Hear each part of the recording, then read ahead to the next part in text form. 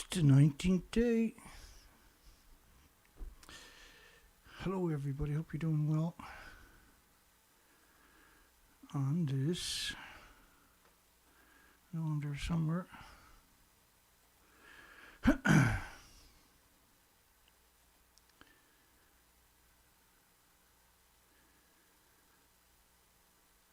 On this Tuesday. I'll get there. Sometimes that happens, right? How we doing? Hope everybody's well. So, got an interesting poll for everybody tonight. Is nuclear power plant industry destroying Earth, the water, the species, and the biosphere on purpose? Because they're destroying all of it, right? There is no way to misinterpret it. That is exactly what's happening. So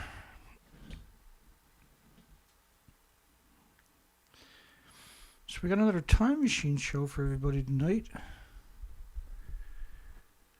My video got quite longer last night. The show was over, was an hour and 56 minutes, 29 seconds. I had 42 likes and 17 views. Google doesn't give me my views after the show. 12 hours later, it's an hour and 59 minutes and 1 second. So hour 56, 30 seconds to 2.5 minutes longer. I don't remember seeing that before. You got to worry that they're going to be using the artificial intelligence software to mimic me and then put me in the video saying things I didn't say, right? That's coming. You know that's coming. Image taken in deep inside the melted Fukushima reactor shows damage. This story is everywhere today. Mari Yamaguchi, so you know it's the cover story. Anything from Mari Yamaguchi in particular, we know is the cover story. And these pictures don't really mean anything. I believe it's reactor 1 they're talking about. Yeah, the number 1 reactor. The number 1 reactors, this is a complete loss right away. This was a complete loss of the entire inventories.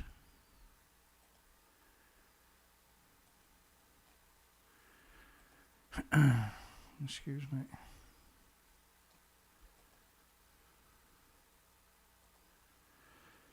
Increased releases, workers going in and out from reactor 2. Nobody's going in and out of reactor 2, right? That's not what we're looking for. We're looking for number 1.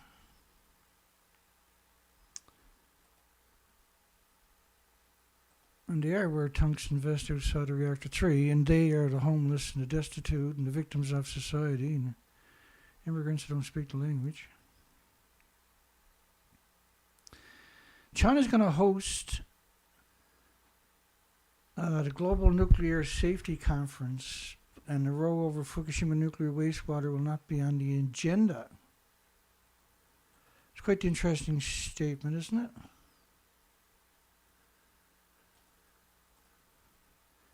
The specific topic of the release of the treat, there is no treated water at Fukushima, from Fukushima Daiichi nuclear power plant is not within the scope of the conference. And when you're talking about nuclear safety,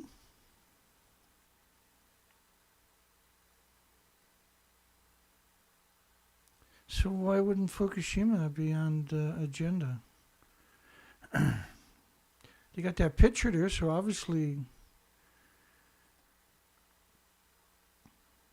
And so they're going along with the fable that TEPCO is filtering the water. This is normally the International Atomic Energy Agency. And this is the first time the event has been held outside of Vienna, which is the headquarters of the International Atomic Energy Agency. And they're holding it in China. China has been beating them up over the water, but China's and Taiwan, South Korea, and Japan are working together to manipulate the Asians in particular, but everybody else into talking about tritium only. That's what's really going on there. To treat it, discharge, you can't treat it. And it's hard to comprehend that, I'm pretty sure, for most people. But in 2013, they had 1,000 tanks. Just let me bring that up real quick. Now they're going to articulate that in that video. I got to play it because that tells you the fake story from 2013 from the BBC.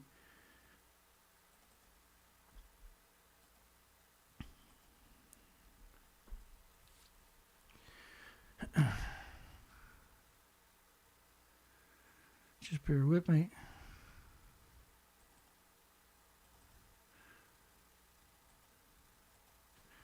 Mary Yamaguchi. So in 2013, Mary Yamaguchi, they had 1,000 steel tanks across.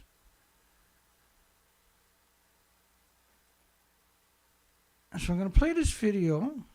This is worth listening to. This is BBC 2013. And they actually describe what's in the tanks. The tanks were almost all full in 2013. The Fukushima plant sits smack in the middle of an underground aquifer. Deep beneath the ground, the site is rapidly being overwhelmed by water. Beneath the surface, water flows downhill and into the basement of the damaged reactor buildings. There it is contaminated with high levels of radiation. To stop the groundwater flowing on into the nearby ocean, engineers are building an underground barrier. But that is causing the groundwater level to rapidly rise. It's now so high the water will soon reach the surface. Then it will start flowing overground into the sea. This week, the company that owns Fukushima, TEPCO, made this disturbing admission. We understand that this water discharge is beyond our control, and we do not think the current situation is good. Outside experts say it's now clear TEPCO is incapable of handling the cleanup at Fukushima. It's time for the Japanese government to step in. The situation is already beyond what TEPCO can handle, he says. If it were possible to take proper measures, they would have done it already. It's not as if TEPCO is refusing to do what they can. They're doing everything they can, but there are no perfect solutions. Even if the government does step in, it's not clear what it can do. The only other solution is to pump out the contaminated groundwater and put it in storage tanks. But after just 2 years, the site is already jammed with more than 1,000 giant tanks. Most of them are already full up. At least 400 tons of new water pours into the site every day, and it's going to continue for years and years. Fukushima's water crisis has only just begun. Rupert Wingfield-Hayes, BBC News in Tokyo.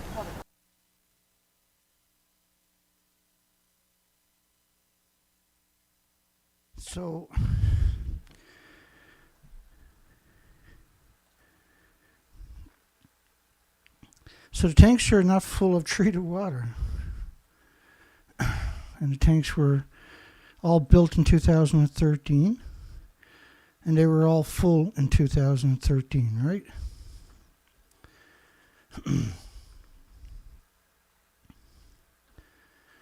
There is no treated water. So let's go back in the time machine, November the 20th, 2011. Experts, and I say those words loosely, new theories on Unit 2 and 3. So we'll put it on the bigger screen, just in case you're using cell phones or something. Thinks the suppression chamber Unit 2 was damaged during the initial earthquake. So they cited a much larger total release from Unit 2 as evidence. It cites the much larger total releases. I'm not sure what they're talking about there. The architect that built Unit 3 claimed that the melted fuel had burned through the containment and that the building is the China syndrome. So that's the architecture that the company that built Unit 3. So when we look at Unit 3, the reactor cores were at the top, and so was the fuel pools. They were ejected out of the building. If you watch the videos, and I guess I could stop being lazy and show you the video, I suppose.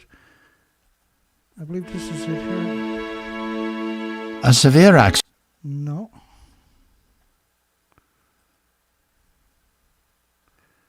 So it would be right here then.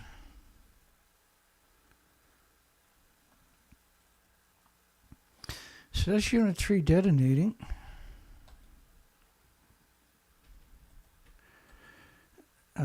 So now you're watching, this is slow motion, you're watching the fuel pools and the reactor cores falling back down to Earth. What didn't atomize an aerosol into the environment. And when you look at Unit 3, of course, there is nothing left, period. And Reactor 1 blew up. To your left. Reactor 2 is 100% meltdown. You can see the heat signature at the top of it. And Reactor 3 and Reactor 4, that's Reactor 3, the original footage from Reactor 4, that showed up in the media on day 5. So every nuclear scientist knew the reactors and the fuel pools were gone. And if the architecture doesn't know, the architect doesn't know that it's gone, then who does?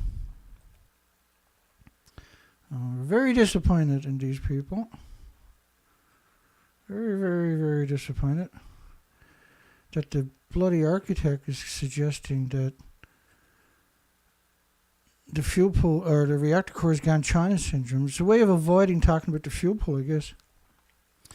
He explains that if the fuel hit a significant vein of water, it could cause a hydrovolcanic explosion that could destroy the plant. Well, there was these explosions where it split the earth open, and that the radioactive emissions, steam, that looks like steam, the radioactive emissions coming out of the ground was in 6 places at 10 sieverts per hour.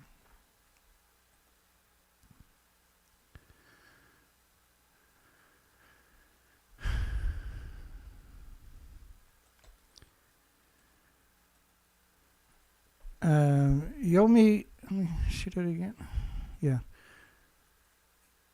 And this is November the 20th, 2011. Yomiuri calls coal shutdown inaccurate. Coal shutdown. While the claims of a coal shutdown clearly do not in any way meet what is going on at Fukushima Daiichi, they also raise valid concerns about the situation of melted fuel and the lack of any real knowledge of the location of the fuel. The lack of knowledge.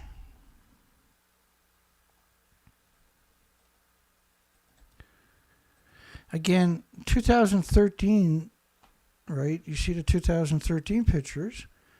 The stumps of Reactor 4 and Reactor 3 to your left. There is nothing left. All the reactor cores and fuel pools were about 150 feet above the stump. So it's questionable to assess the situation as nearly a cold shutdown. Well, there is no cold shutdown. Maybe Reactor 5, but Reactor 6 looks like they had a significant event because the original 738 pictures were all pixelated, including the pump house of Reactor 6 and the common spin fuel pool. Were all pixelated completely out. And I mean completely out. So it's questionable to assess the situation as nearly a cold shutdown. Usually to achieve a cold shutdown, all the fuel rods should be cooled underwater. Not usually, but that's the only way it can be done. And the nuclear fuel pressure and containment vessels should be intact and in good condition. So let's have a look. Well, the containment was knocked right out of the building, went up almost a kilometer or more, and fell back down to earth. Who will track the missing workers? Reporters grilled TEPCO and the government. Does anybody believe that? Reporters grilled TEPCO and the government officials over the still missing workers that nobody has tracked down. the homeless, the destitute, the victims of society, the immigrants that don't speak the language.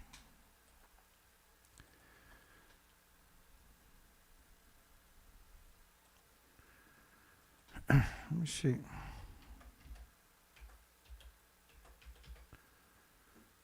Sometimes I get lucky. Sometimes we don't.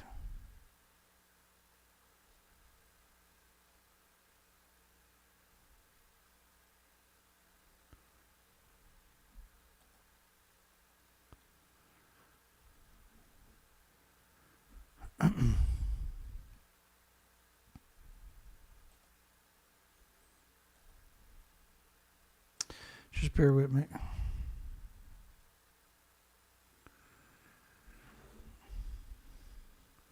Because I do got folders, right, of specific for homeless and stuff like that.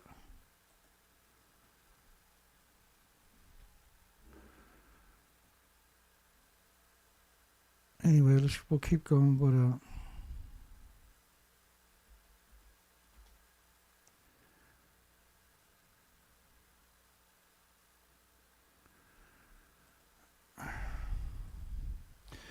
it always bugs me when we can't find certain stuff, right? So the only people that's going to Fukushima is the homeless and the destitute and the victims of society and the immigrants who don't speak the language. Nuclear scientists are not going there for obvious reasons, because the reactor fuel is thrown all over the site, so there's no way to survive on the site without getting significant doses or getting killed, right?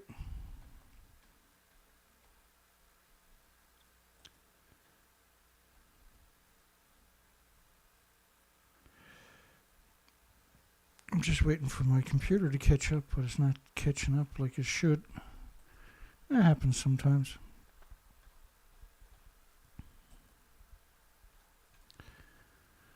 And we'll keep going here. Can't wait all night for that to catch up, unfortunately. Cesium leak at Fukushima, a leak. Imagine looking at that and calling it a leak. TEPCO has discovered a cesium level in a tunnel near the number 1 reactor building. Number 1, 2, 3, and 4 reactors are all together. So the recent reading is 11,600 becquerels a liter. And that was August 16, 2013. And the reading taken in March was 1,500 becquerels a liter. Again, this is absurdness to suggest the doses are that low. TEPCO blamed it on rainwater in the tunnel, but doesn't explain how rainwater would have caused the readings to soar outside the reactor buildings. And the sampling also has high level of chlorine.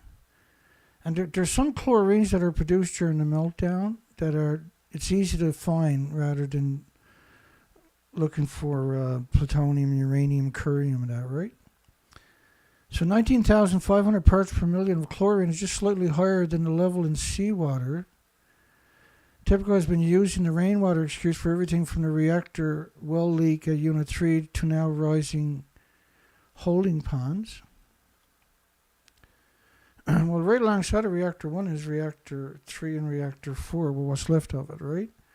They lost their entire inventories.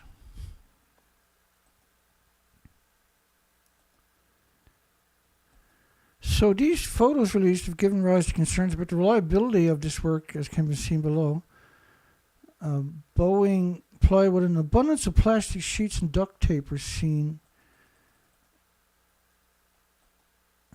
And so you can see I highlighted the duct tape and plastic. We're going to zoom in on it. But this is not even amateur work. This is madness. I got no idea what's going on, because if they're actually, like, cause we know they fake a lot, right? They have to fake, not a lot, but they have to fake everything, because the buildings are actually destroyed. So, and you got the homeless and the destitute and the victims of society, they're not really motivated. So above me you can see the plastic wrapped around the end of the pipe. Up there you can see it. I'm going to zoom in on that probably, actually. There's a good, I mean, it's shocking, really. Everything is wrapped in plastic. So you can see just duct tape and plastic. Right, all these joints, you can see the red on all these joints. And look at the plywood. Well, that's what you get when you got homeless and destitute and victims of society, right? And the immigrants who don't speak the language working there. I mean, this is a disaster, what we're looking at.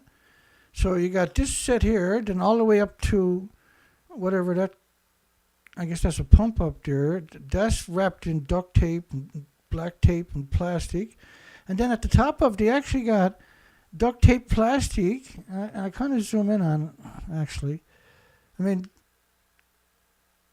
this is what you would expect from a 10, 12, 14-year-old kid, right? When they tell them to go join something together and stop it from leaking, this is the concoction you would expect to see. This is that nuclear meltdowns we're talking about. It's just, the whole bloody thing is bizarre. Right? And everything is just jimmied together with duct tape and plastic.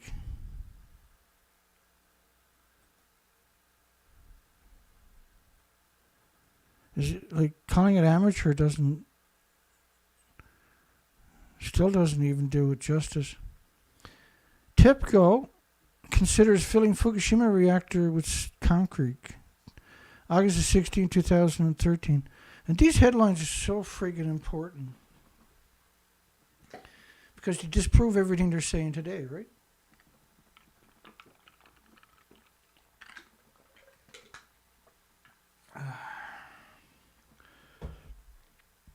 If you're homeless and you work there, give us a call.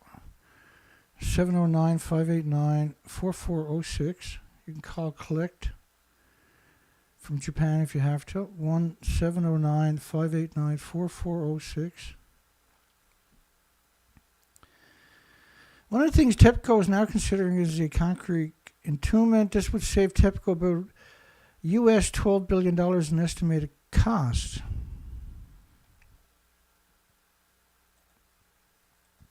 Of course, there's so many reasons you wouldn't do it. None of the reports indicate if the idea would be used after the melted fuel was removed from the reactors.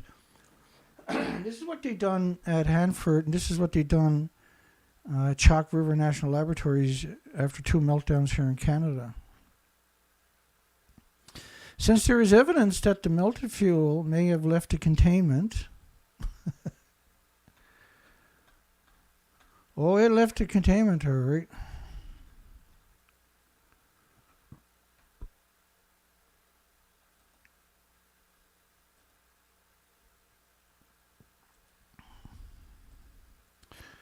I mean, like when you look at that, you got to think about TEPCO admit it's going to run into the homeless in about 5 years, unless a way to reduce the radiation exposures.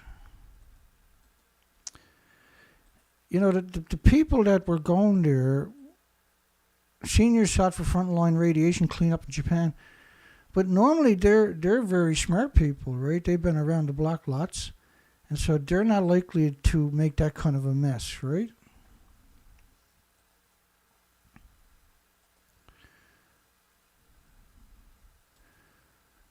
And when you look at some of these, it's almost as if TEPCO officials are aliens from another planet. There's one street in Japan where 7 people dropped dead. That's in the first year, a little over 1 year. Do you have a street in your community where 7 people dropped dead?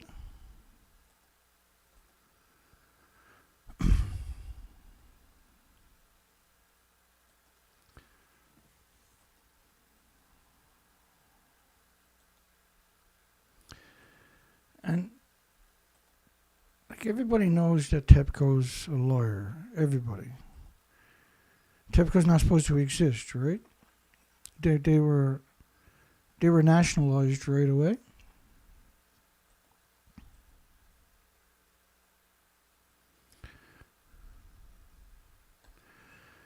So there's severe radiation problems there.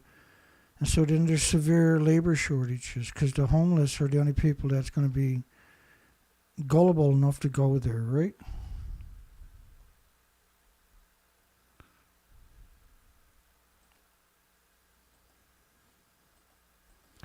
Bear with me here.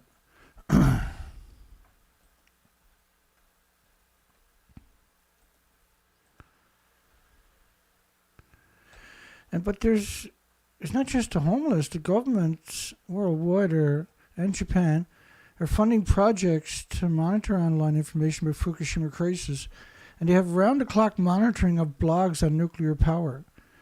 And so how many people out there is actually criticizing the nuclear industry on a regular basis? That's honest, right? Maybe 5 or 6 people. So it's not very hard for 1,000 public relation firms to fill up that gap, right? And so anybody like myself is going to be stocked 24 hours a day, 7 days a week by this industry. And I mean that, right? 24 hours a day, 7 days a week, I'm going to be stocked.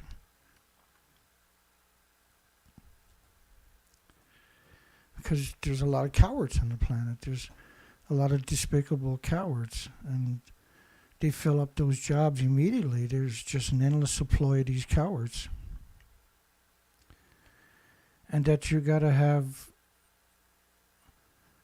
quite the willpower to sustain doing the things I'm doing. For instance, I'm under siege all the time, right? I'm censored constantly. I'm demonized relentlessly. And I have nothing, right? I don't even have a budget to work with. And so I chew through my pension every month, and as soon as I get it, it's gone right away. And all I ever think about is how do I keep the operation moving forward? And because of that mentality, that's the only reason that I'm still here today.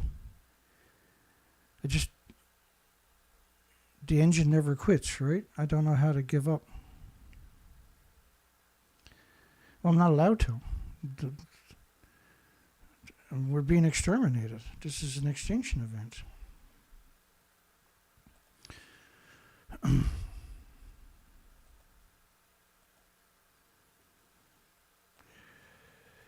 Is the Fukushima nuclear power plant, or is the nuclear power plant industry destroying Earth, our water, our species, and the biosphere on purpose?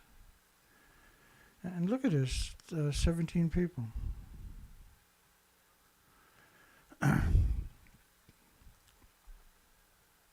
So who the hell is, when you got those numbers, who the hell is going to go work at this 24 hours a day, 7 days a week, all year long, year after year after year with those kind of numbers?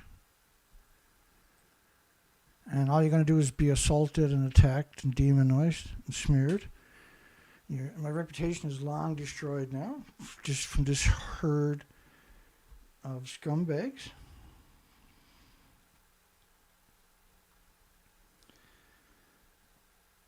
And they didn't count on Dana, I guess, right? They didn't count on that. Hate is motivation for someone like me. And that the truth is the motivation, I guess, in reality, isn't it? We've done the research expeditions. We're not naive. Since there's evidence that the melted fuel may have left a containment to some of the units, I barely know how to respond to these to this kind of propaganda, right?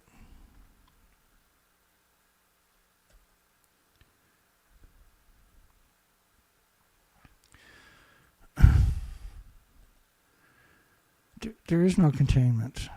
The biosphere is the containment, right? That's 20 days up right there, but this model doesn't really do it justice. Deteriorating plant threatens mass extinction around the world. That tells the story pretty good.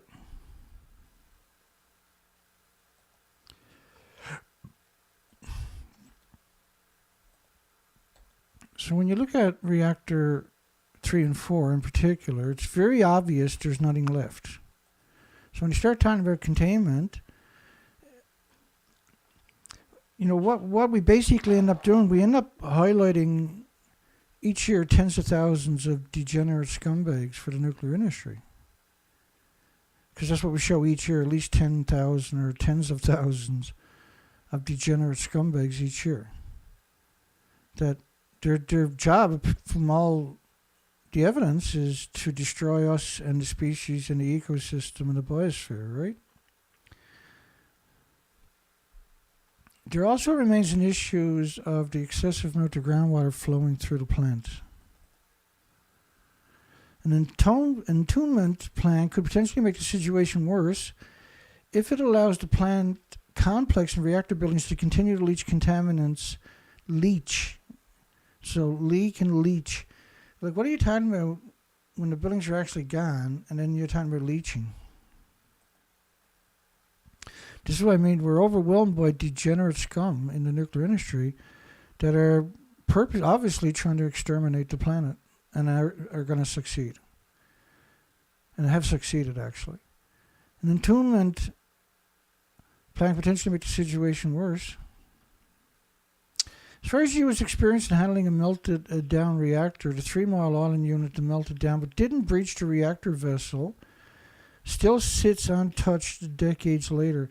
It's like, first off, it did breach the containment, and the plume, because we've done presentations with academic studies only on this, and the plume contaminated over 2 million people.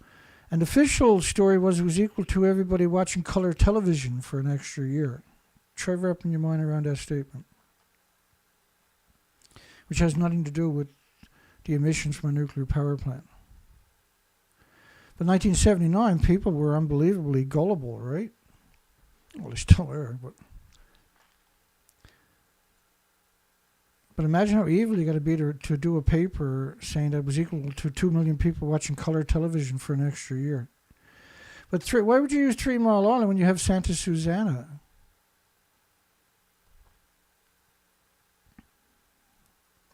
Why would you even invoke 3 Mile Island?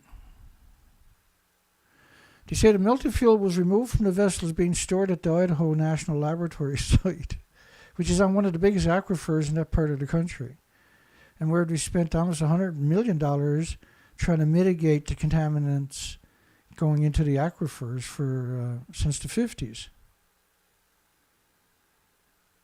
Right, so they waited 50 years, by the way, before they even started looking at it. All these national laboratories are built on the aquifers. The whole industry is not about a bunch of scumbags. That's just who they are. They're probably nice people around their family now, but they're actually just monsters. They're real-life monsters.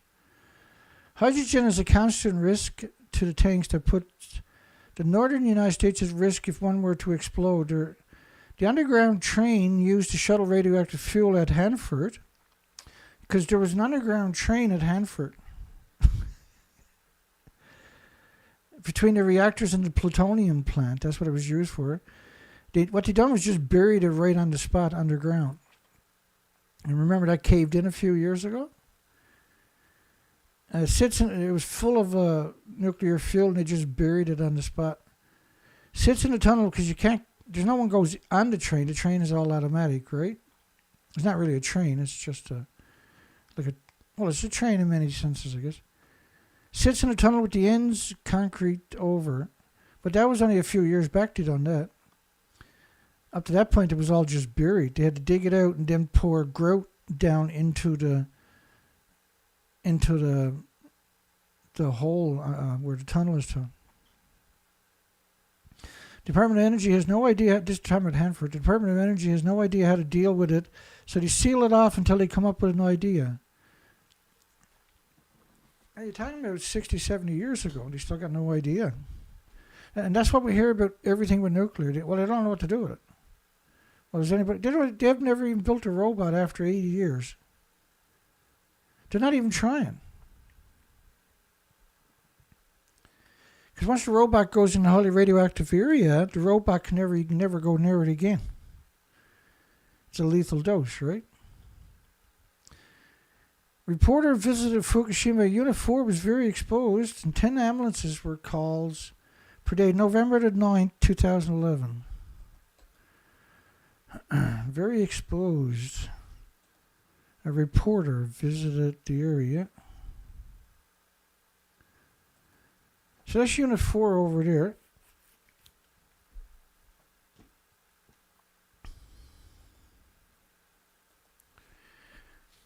Let's bring up some other stuff for Unit 4, because I got...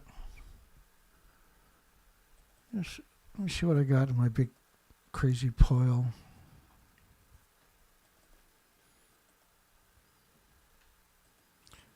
This industry is just disgusting, eh? Oh yeah, here's some good stuff. Oh my goodness. Some great stuff.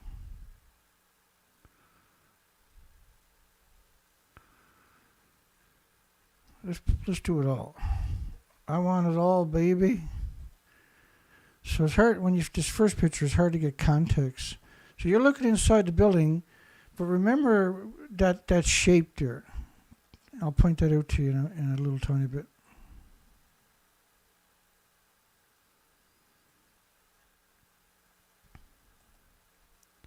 That's that shape over right there.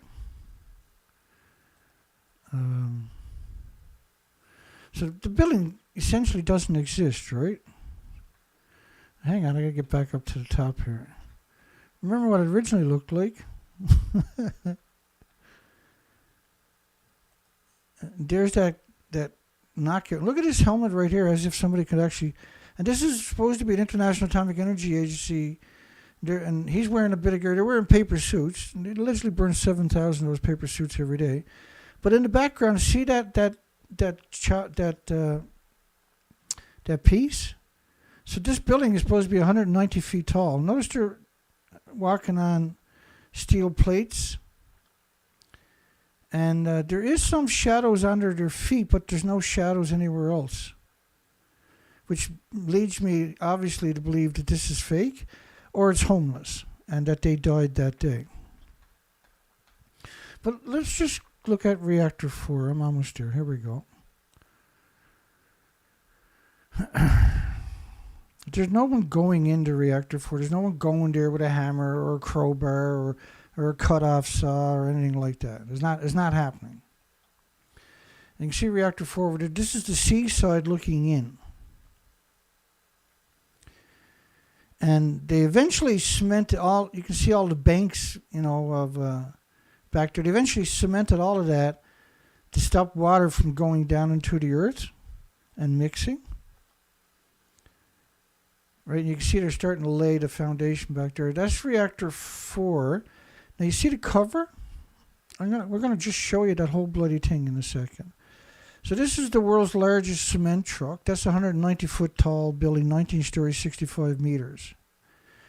And the section that you see way over there in the corner is the section we were talking about originally. Now this is a cement truck. It's not meant to pump water, obviously, right? It's just meant to pump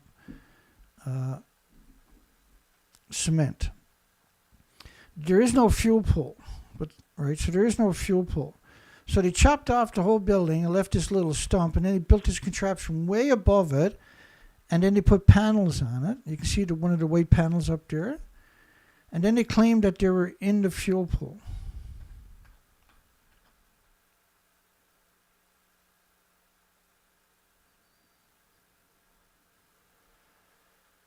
Then they claimed they were in the fuel pool. Let me get out of that. That's... And look at all the debris down here. Look at the debris on the little building over there at Unit 4. So there's essentially nothing left.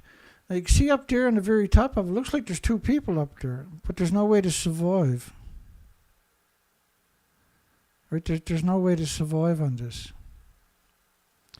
These are meltdowns. Okay, so this is one of the best shots. Now they don't physically touch, the buildings don't touch each other. And look how big each of these panels are. These panels are put there by these remote controlled cranes with gravity.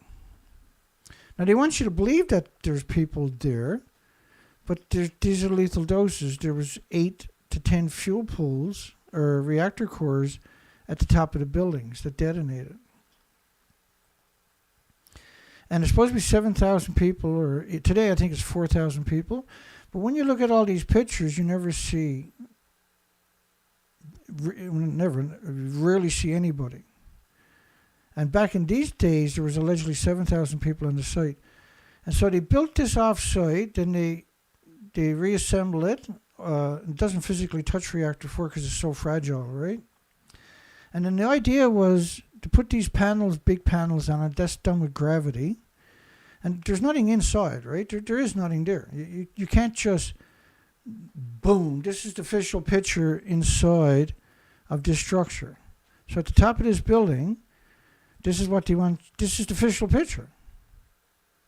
This is what they say it looks like inside of that contraption that they put there, which is simply put there to manipulate you. You can see the rubble over there in the corner. So they built this contraption and then claimed that they're in the building that no longer exists. What kind of friggin' industry does stuff like that? Really?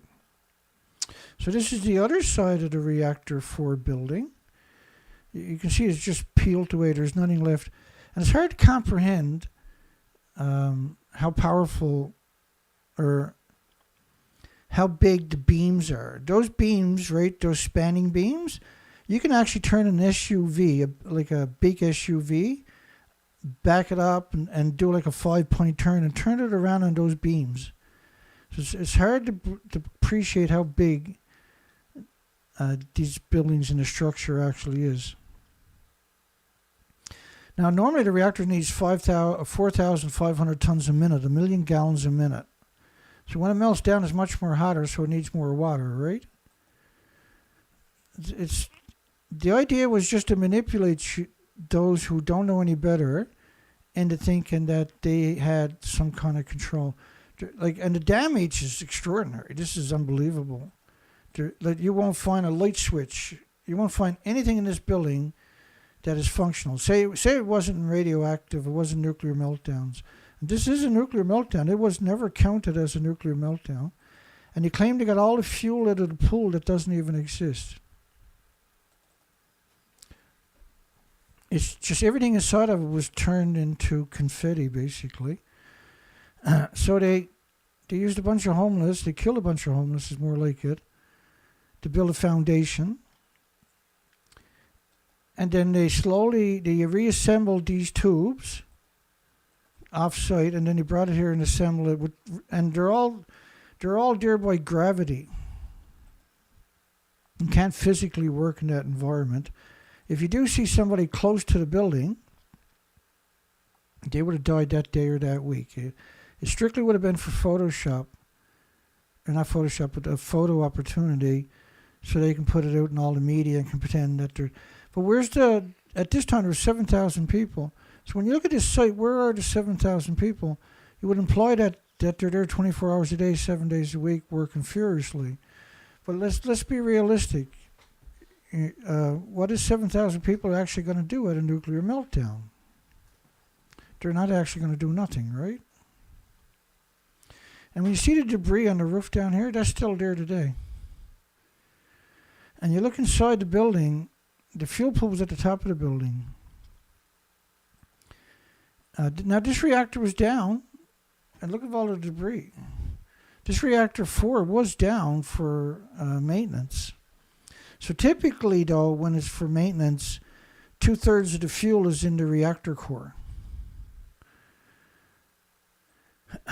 So you see the cement wall behind it? That's meant to contain some of the water to stop it from soaking into the earth.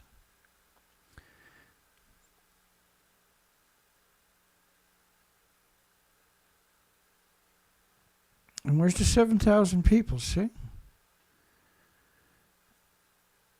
Because, like you put 100 here, 100 there, 100 here, 100, 100, 100, 100, 100, 100, 100, 100, 100, 100.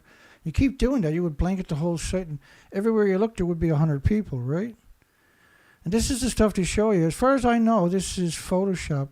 There's nowhere there to be walking away from. There's nowhere there where you could be working, right? The whole idea is make you think that there's someone working there. But you don't work at nuclear meltdowns in paper suits, first off. It doesn't work that way. Even Hanford, scumbag Hanford, at least they use Scotty backpacks and thick overalls. These are paper suits. Now, TEPCO says they burn about 1,000 paper suits a day, or they burn 7,000 paper suits a day, because we hacked away at them for about a whole week straight.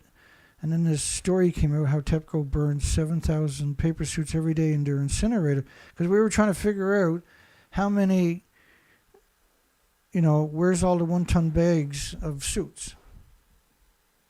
How come we never heard tell of it?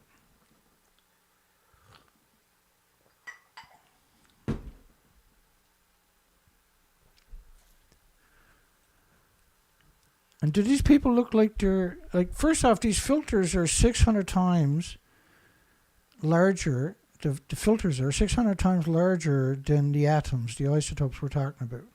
So there's no way to filter it. You can't all the atoms are the same size. You can't filter atoms, you have to filter everything. And that's right behind our heads, see? And this building behind them, they're on the ground. That's a 190-foot tall building. What? How does that actually work then? See? There is no 190-foot building left. And then there's other pictures where you see a bunch of people standing around. And again, when you look at the building, you can see, now these, look at the steel plates they're stood on. Because originally they had to come in there with remote control bulldozers and plow all the fuel rods and assemblies away from the site and then bury it in gravel. They had gravel trucks coming in, and that's how they originally done it. So then they put cement down. They used those big cement trucks, and they sprayed cement over everything, and then they put pavement over that, and then they put steel sheets on that, and then they put more pavement and more steel sheets on top of that to shield you from the enormous amount of shine coming out of the ground. But a paper suit is okay. Maniacs, eh? So the building, that's reactor 4. Well, what's left of it. Oh, there's a couple of people here. These are the strangest pictures imaginable, by the way. Because you're right alongside of reactor 3 too, right? That's reactor 3 behind it. Common spent fuel pool is right on the other side of you. And common spent fuel pool is right behind reactor 4. That's reactor 4. Right behind it with the black roof is common spent fuel pool. And I like these pictures here. These are remote control. This is at ground level, right? You're almost at ground level of this building. So in order to build this contraption over it, they had to clean it up. And up in the top corner, I'll show you the actual fuel assembly. That's the reactor core. That's the reactor core right there. This is madness, eh? That's the reactor core. Now there is a video of them pretending they're at the top of the building. Let me see if I can find that actually. And it's the strangest video I've ever seen. And I've never seen a video before or after. And there was 4 videos came out of the BBC. I forgot, I was supposed to do that on Sunday. I forgot about it. Let me find that, because that is really something. And I was trying to wrap my mind around some of the stuff I was looking at. I know words too, just bear with me a second.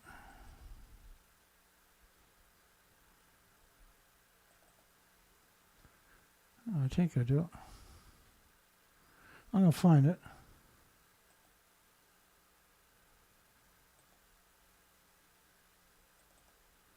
It could take a moment. Won't take very long. I'll get it. You're going to love this. Wait till you see this stuff.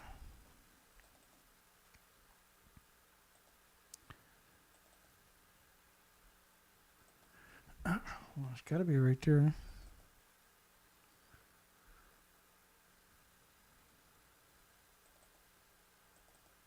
Oh, there it is. Just let me move that so I can find it next time right away.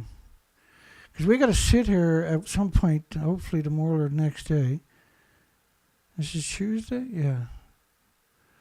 I'm so burnt out, it's not funny.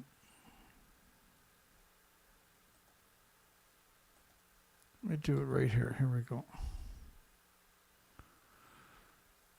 Okay.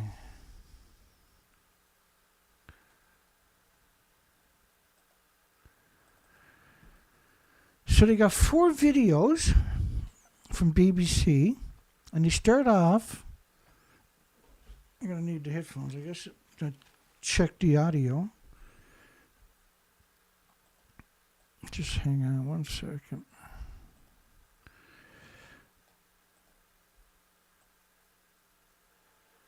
Oh, yeah, there. Right there. So let's start it off. More than 2 years after a triple meltdown tore apart this nuclear plant. Oh, let's go back. See that? Right here. So you got one person here, 2, 3, 4, 5, 6, 7, 8, 9, 10, 11, 12, 13, 14, 15. I'm going to come back to that. I just want to go ahead and see if I can... No, they don't show it again. And there's 4 of the videos that they put out, and they all show that one little small frame. So I'm going to... More than 2 years after a triple meltdown... There it is. Let me go back. Okay. So I'm going to chop it off. Then I'm going to move ahead to here. To right. See, right there. Chop that off. Move that. Now I can slow this down quite a bit. So I'm going to slow it down to 50% so you can get... You can see over there guys with black jackets on? This is Photoshop, right? Let's do it again. And actually, let me bring up...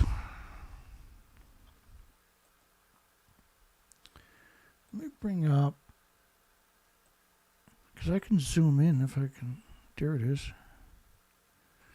So I'm just going to move this around because I apologize. We were supposed to do that.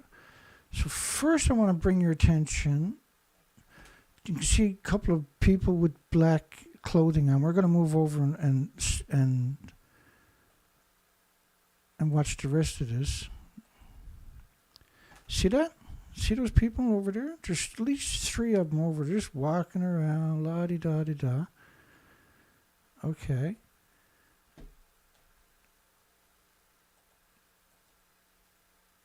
And now there's people up there as if they're working on the crane. It's the damnedest thing I've ever seen, actually.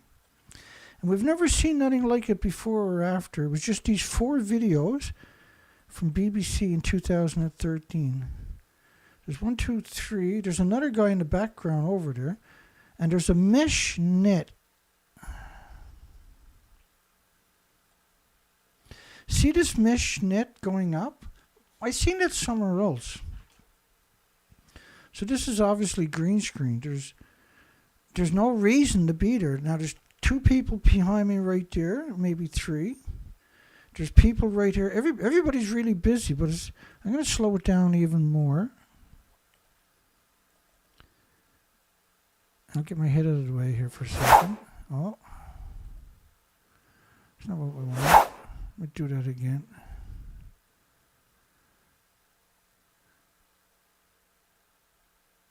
Right behind where I was, there's 3 people. Right, was right here. I'll get it out of the way. We'll do it again. And everybody's just walking around, leaning over. Durka, durka. Nothing makes any sense. There's all this activity going on at one time.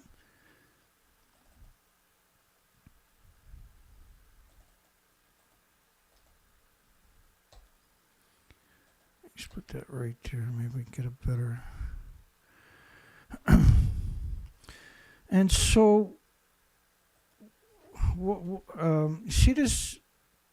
like scaffolding. That's typical scaffolding is what I'm looking at right there. And then they got mesh around it, and usually the mesh is around it so you don't stuff that falls off the scaffolding don't hit somebody below, right? That's why you would use that mesh. But this is multiple nuclear meltdowns. It's right alongside of, they got a nuclear meltdown on each side of them on top of that. And one of them's a Medusa. Right, remember, they got the building all the way down to nothing. And then they claimed they're in the fuel pool, right? Just hang on 1 second. Because it's savage, really, to do what they're doing.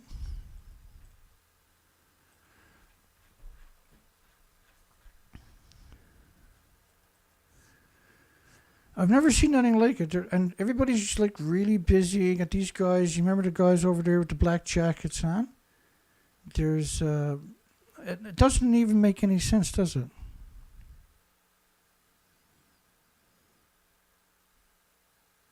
And they're all really busy, eh? Everybody's bent over, wandering around. And they put out 4 videos like that.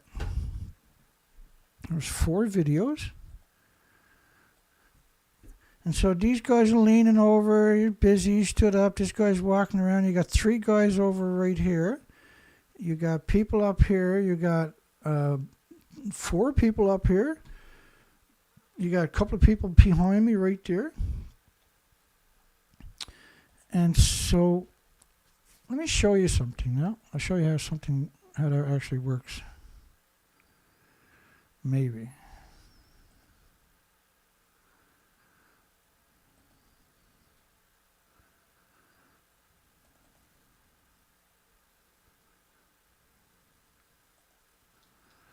Maybe not. I don't know. Let's see.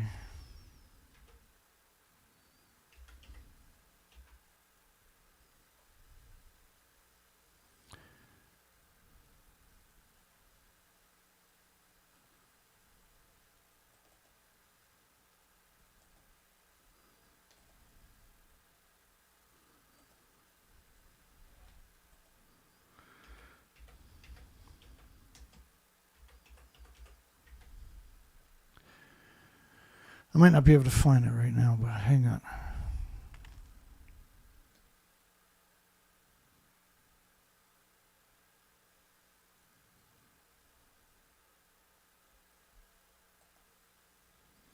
One more try. Maybe I'll get lucky.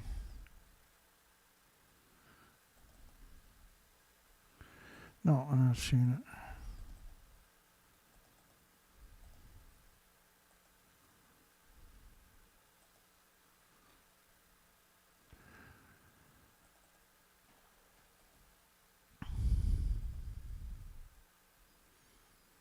Anyway, let's keep going here.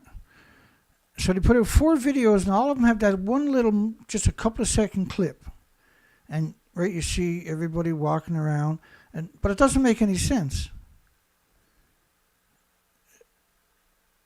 It doesn't make any sense because it defies what's really going on, right? So here's the actual building in 2013. So they're like, and some people I know get confused and they think the elevator shaft, which is over right there, that's the elevator shaft. And that's the top part of the reactor core, that's the bottom part of it, and that's the lid. And all of that should be up around where my finger is too, right up here, way up in the air, right? But it's the only clip I've ever seen of where there was allegedly people in the buildings. And I find it really fascinating because the building is, you can see even at the ground level, the building is completely gutted. Look over there to your left. Right, there is nothing functional, see? Right, there really isn't anything functional when you look inside the belly of the beast. There's nothing functional there. So why would people be at the top of the building like a bunch of ants, everybody busy, but there's no, this was obviously Photoshopped, BBC Photoshopped it. If you know anything about the British nuclear industry, you know they're 100% degenerate scumbags. They're unbelievable scumbags. Again, you don't go in these buildings. These are nuclear meltdowns. You don't survive it, period. It's just simply not survivable. And this is why you never see it anywhere else. You've never seen it before, and you won't see it after. That's the only example I've ever seen. And there was 4 videos from the BBC. And maybe we'll play that. Let me go back and play one of those videos, the whole video, because we didn't do that.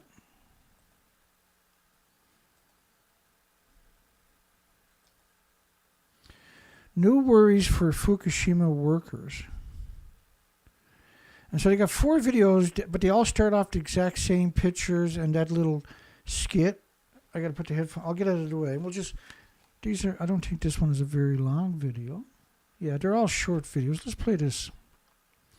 I just want to make sure I don't blast your eardrums. So here we go. The melted reactor cores inside the destroyed Fukushima nuclear plant are supposed to be in what is called cold shutdown. And yet for the second time in a week, steam has been seen rising from reactor building number 3. Number 3 is the most badly damaged of the reactors. Radiation levels are still far too high for workers to go inside. So the company that owns the crippled plant, TEPCO, can only guess at where the steam is coming from. On Monday, TEPCO officials finally admitted that radioactive water is still leaking from the plant into the nearby Pacific Ocean. We apologise that we've caused serious concerns. We'd like to apologise especially to the Fukushima people. But the ritualised apologies from TEPCO officials are sounding more and more hollow. Outside experts had long suspected the plant was leaking radioactive water. A month ago, the Japanese government's own nuclear watchdog said the same. But until this week, TEPCO kept up its denials. And at the same time that it finally acknowledged the water leaking problem, TEPCO let slip another revelation. The number of workers at the plant exposed to levels of radiation that could cause cancer was not 175 as previously reported, but more than 1,900, 10% of the total workforce. Rupert Wingfield-Hayes, BBC News in Tokyo. And so BBC had produced these videos in a short period of time, and they all gave you this one little clip, and it's the exact same clip every time was inserted. So it made it, to anybody who don't know any better, when you'd be like, wow, these are the Fukushima 50, right? But there's nothing to be done. There's nothing to be gained by sacrificing your life there. Because ultimately, when you realize what the buildings look like on the inside, then you're stuck with the reality that, hang on, I get back to,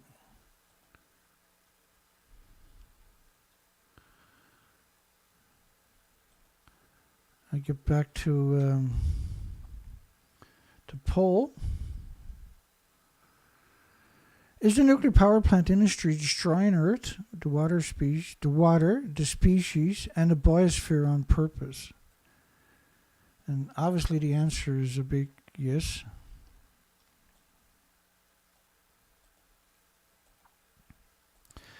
And look, I've been at this a long time, right?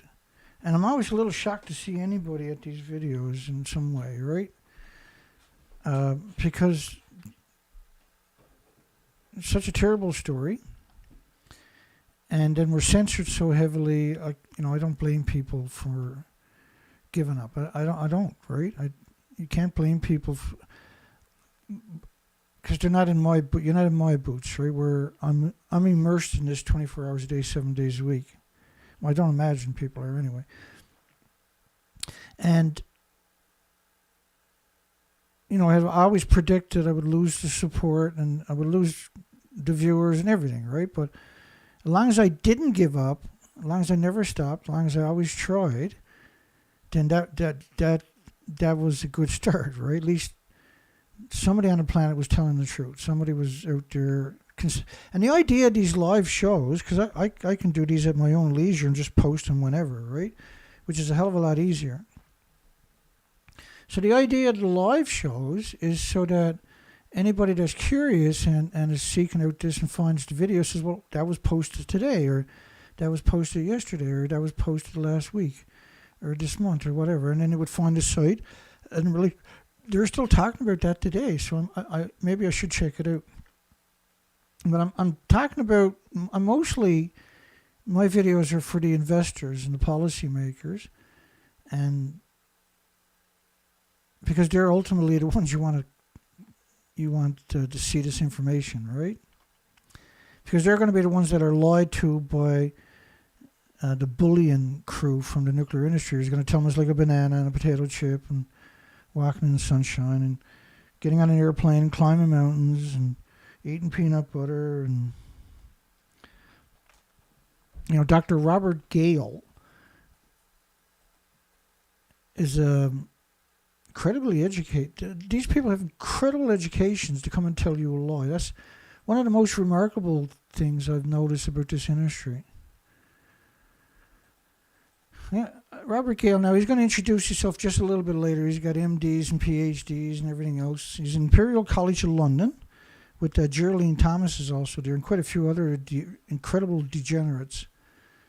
Now, what he does is he works in a hospital also, doing transplants. So he has to radiate the life of the people and then try to attach a leg or an arm or a torso or whatever. And the chance of success is next to nil. So basically everybody's going to die from being in front of him. If you go in front of him in an operating room, you're gonna die, right? And there's no other techniques. The only technique that he's going to try is to radiate you with incredible doses of man-made radiation that your body has no immune defense against. I'm going to play this video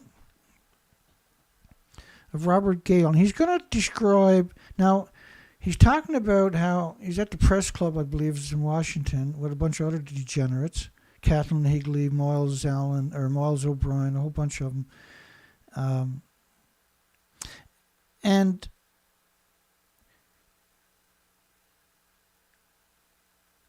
he's going to talk about how he went to Fukushima recently, and he talked to the workers, and he equated the doses that they're going to get with stuff that got nothing to do with anthropogenic man-made radiation, like peanut butter and being in a canoe or driving in New York City.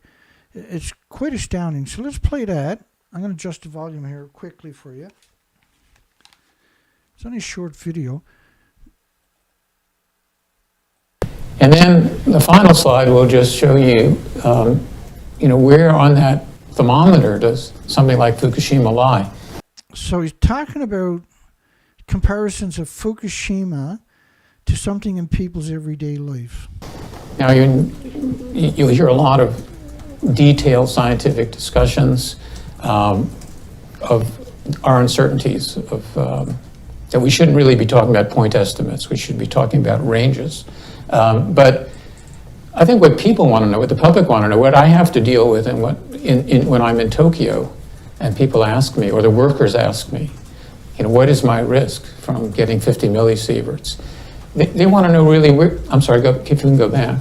Where am I on that thermometer? They don't care if it's 2 in 10,000 or 4 in 10,000, which is a huge scientific difference.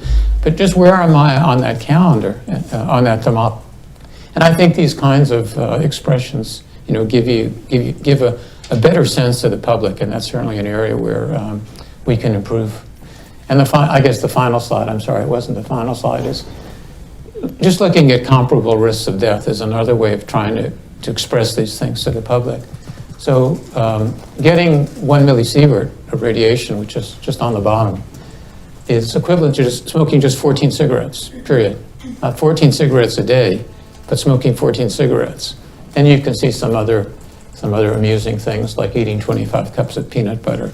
Peanut butter has a risk of containing aflatoxin, which is can cause your death or can cause liver cancer. So what he's saying and talking about for the workers, excuse me.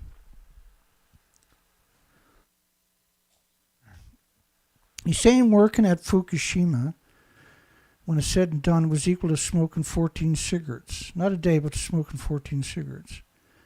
Or eating 25 cups of peanut butter, or spending 20 days in New York was more dangerous than working at the nuclear meltdown. And kayaking for 15 minutes was more dangerous, or receiving a millisievert was more dangerous than working at Fukushima. And this is a guy that does transplants on your loved ones. It's mind-blowing. Driving 600 kilometers. So that really helps people quite a bit in understanding where they should place the risk of Fukushima. So I'll stop there and return it to you. Good morning, everyone. I'm Robert Gale. I'm a visiting professor of hematology at the Imperial College in London. And I'm an MD PhD, and I treat people with cancer. And so my background in entering this is really fundamentally in giving, I'm involved very much in transplants, bone marrow transplants.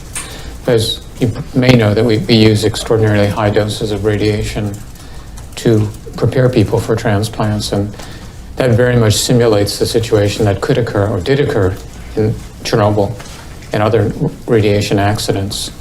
So my colleagues and I are the people who actually have hands-on experience treating high-dose radiation victims. And lifetime cancer risk, for example, I said that for a Japanese or American male at the age of 50, it's about 1 in 2, 50% is your lifetime cancer risk, which is somewhat discouraging. I think several people have said to me on hearing that if I have to get cancer, I hope I get a good one. I hope I get prostate cancer and not lung cancer. But you can make that worse by being a smoker, as you can see from that thermometer. But there are some other things. What do we consider negligible? Where does a CT, probably fit in? So he's a real life demon. He's actually a real life demon. And he says he treats people for cancer. In other words, he's a mass murderer. That's what he's doing. To go there and tell the victims that are actually working at the nuclear meltdown, the homeless, the destitute, the victims of society, the immigrants that don't speak the language, that it's like smoking, like the equivalent of kayaking. And he knows the difference. See, because there's no one to hold them accountable. They've never been held accountable. And there's no incentive not to be evil. So eventually, generations of inbreeding, you get people like Robert Gale. If you try to take Robert Gale to Unit 4 back then, he would claw the eyes out of the side of your head. Not from the front, but from the side of your head.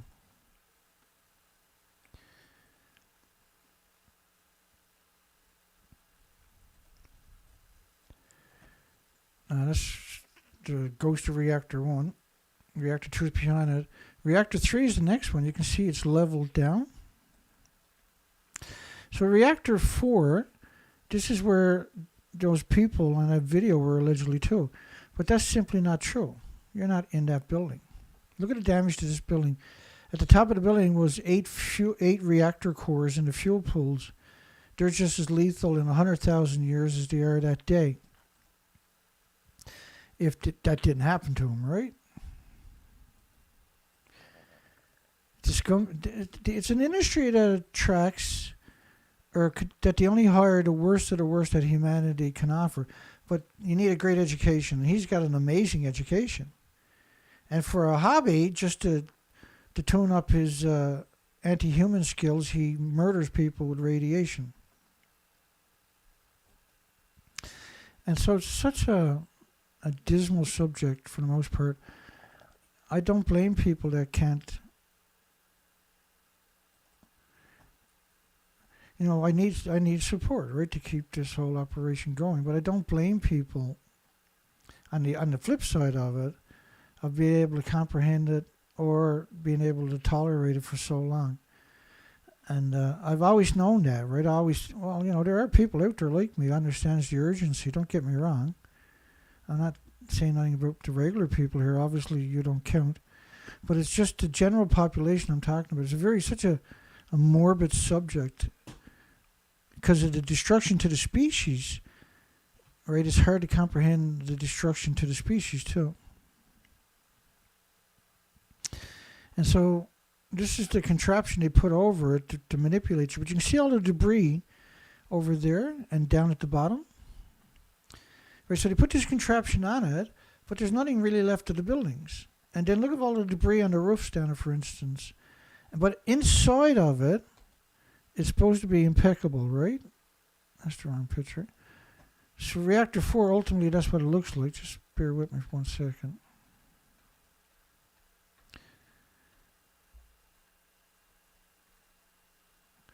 But they want you to believe it looks like that. That's the craziest thing about the story, is that inside of this creature, they think you should believe their version that it looks like that. And this is what Robert Gale is there promoting with Kathleen Higley and Kyle Vetter from Berkeley University. They got Kyle Vetter. Let me see, they showed at the end, is it? Yeah, they got. So you got Robert Gale, or you got Robert Gale over there with his legs with the striped tie on. You got Kathleen Higley. You got Kyle Vetter from the University of Berkeley. You got, what's his name over there? The guy with the flag behind him. Just hang on a second. Maybe I'll play a video of him too over here.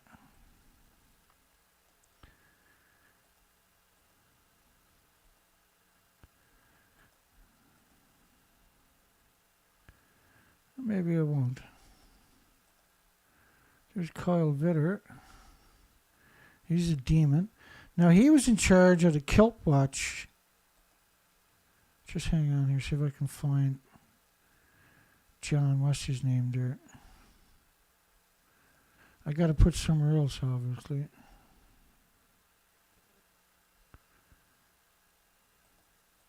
Oh. John Boyce. Vanderbilt Ingram Cancer Center. So he's from the Cancer Center. Like,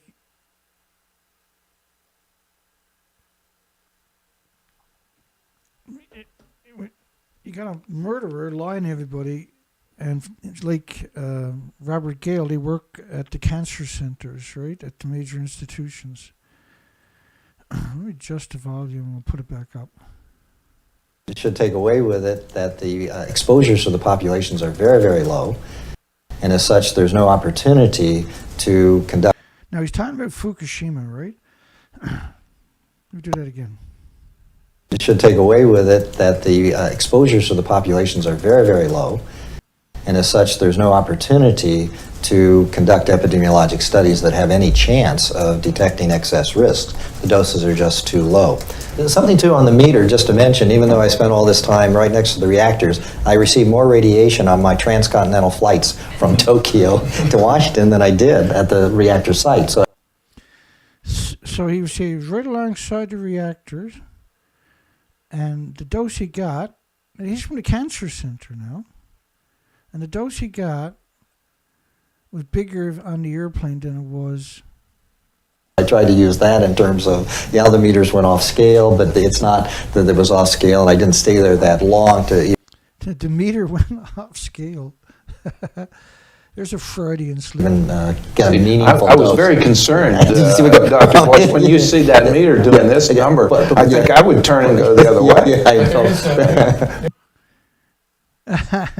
know. See him laughing because he slipped it up, right? My name is John Boyce. I'm professor of medicine at Vanderbilt University and also the president-elect of the National Council on Radiation Protection and Measurements.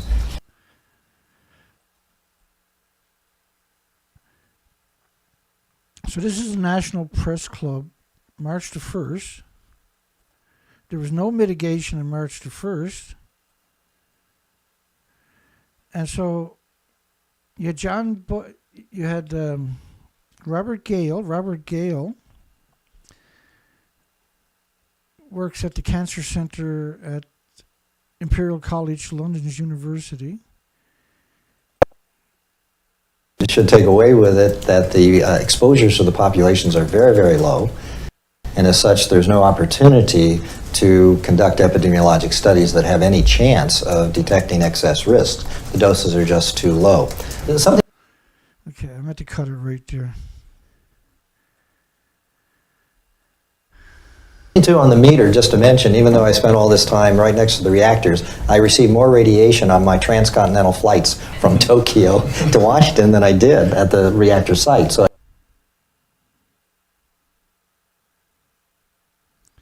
I screwed up, did I?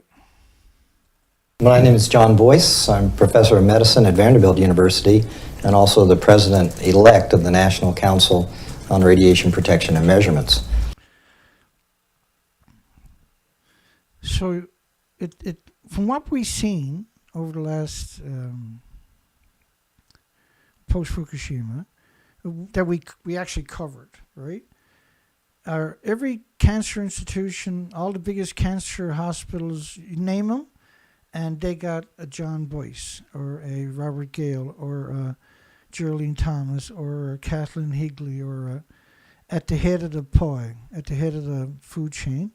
And they're the most vile, traitorous, murderous humans you'll ever come across. There really isn't anybody that murders bigger than the nuclear industry. And these guys are at the head of that table. And I'm a radiation epidemiologist. My entire career, I've studied populations all over the world exposed to ionizing radiation, including Chernobyl cleanup workers, medical And he's trying not to laugh. Look at him. populations, workers, underground miners.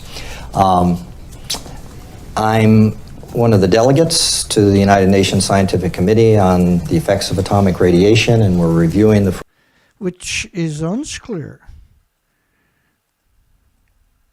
Fukushima situation now. I'm also on the main commission of the International Commission on Radiological Protection. The ICRP, which is United Nations. All of these are United Nations organizations, right? Where we have a task force where we're also trying to evaluate the lessons learned from the Fukushima circumstances. Circumstances where the scales were off the meter, but it wasn't a bad dose, and he got more on the airplane flight there than he did right alongside the nuclear meltdown, right alongside the reactor buildings. But what he just told you is he's in charge of making the policies for cancer, for radiation in your schools, in your hospitals, in your country. Do you got any idea how friggin' evil that actually is? So you got not only the wolf in sheep's clothing, but they brag about it too. And why do we tolerate that? How come that's not a crime? This person should obviously be getting the death penalty if he was going through the justice system. And you call me in as a witness, this guy will end up getting the death penalty, right? This isn't a real-life monster to suggest that Fukushima was irrelevant. But yet he's in charge of setting the policies for your communities, your hospitals, your schools, your countries, for your loved ones. It's the same as Robert Gale. It's holy smoke stuff. And this is what we see. They're all very well. There's Kyle Vetter, or Richard Vetter, rather. I don't know why I call him Kyle for. He's with the Mayo Clinic. He's at the same meeting there. These are all the experts in the country, right? And he's also with Berkeley University, California. And he's the exact same as John Boyce or Robert Gales.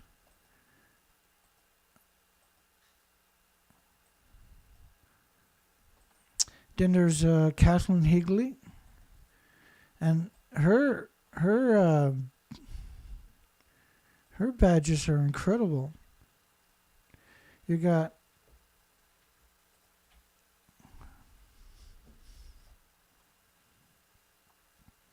just a big concoction of evil people, right? You got Jira Thomas. She's also Imperial College of London, where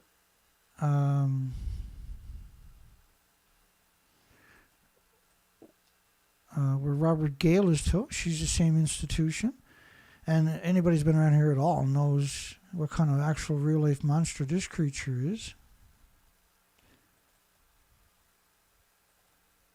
So we think if we can detect something, it must be doing us harm. But there's another way to look at this. If you think about sunlight, now we all know there's a risk of melanoma, which is a skin cancer, from being exposed to the radiation from the sun by going out in the sun. So if you go out, particularly if you're Australian and you go out and you sit in the sun's very strong, so a long time exposure, a high intensity, and your skin goes red and it burns. Now, we know that's a consequence of being in the sun, but we don't stop people being exposed to the sun. We advise them how to minimize their risk, and it's up to them whether they listen to us or not. So she's equating anthropogenic man-made radiation with sunshine, which I consider unbelievable low-life to do something like that in the first place. So we don't set any safe limits for the minimum exposure to sun. Yeah, like, first off, if you get an isotope in your body attacks it with white blood cells for the rest of your life. The sun is good for you, right? You need sun. You can't survive without the sun. Light that you can have. But for radiation, we seem to want to set those limits. Whereas actually, we have plenty of evidence to suggest that being exposed to the sort of doses that come out of nuclear power plant accidents is far less dangerous than going and sitting on a beach in Australia. So to suggest that the emissions from a nuclear meltdown are harmless and that sitting on the beach getting sunshine is the problem is almost too much for me to bear. In terms of health risk. But we seem to have a real problem, a real schizophrenic safe limits for the minimum exposure to sunlight that you can have. But for radiation, we seem to want to set those limits. Whereas actually, we have plenty of evidence to suggest that being exposed to the sort of doses that come out of nuclear power plant accidents is far less dangerous than going and sitting on a beach in Australia in terms of health risk. But we seem to have a real problem, a real schizophrenic idea about radiation. It's okay to go and sit in a spa and be exposed to radiation. It's okay to be exposed to radiation providing a doctor gives it to you. But it's not okay if it comes from somewhere else that's man-made.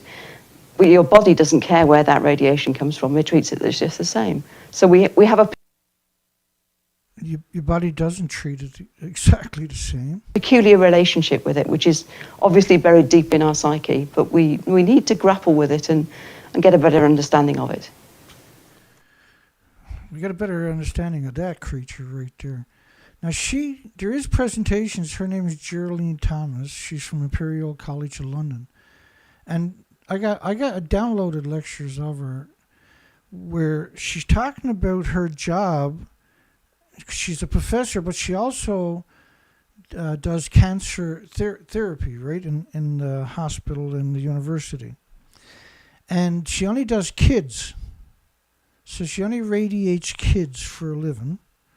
And she was talking about how one mother was really worried. And it didn't get to her, basically, she said. But she was trying to pacify the mother to say that it's completely normal and all this other stuff. And ultimately, she had to promise the mother she wouldn't irradiate the child. And you can just see her like making faces of how sad she was. She didn't get to radiate the child. I like, when you watch the video, you're talking about evil on a whole different scale. Then there's Kathleen Higley. Now, Kathleen Higley, this is great. These are all sat there at the same place, except for Geraldine Thomas, but her partner in crime,